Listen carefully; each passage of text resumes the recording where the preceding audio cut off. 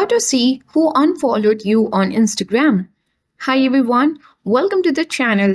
This is Rose and I'm here to guide you on how to see who unfollowed you on Instagram. So do watch the video till the end and without any further ado, let's dive right into the video. First of all, launch Instagram app on your device. Sign in on your account. Tap profile icon at bottom right corner of the screen. Tap three-line icon at top right corner of the screen to access settings and activities. Now select the option for Account Center at top of the screen.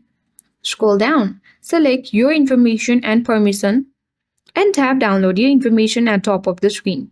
Again, tap Download or Transfer Information button and select some of your information.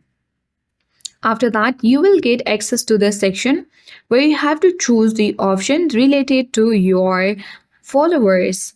So let's search for it and under connection select followers and following and tap the next button. Here select download to device or you can select transfer to destination. You have to create files to download and your information is being prepared for downloading. Once all the information gets downloaded, simply you can easily access who unfollowed you on Instagram. That's all for today. Hope this video helped you. If you are new to our channel, hit the like button and subscribe for more tech and tips videos. Thank you for watching.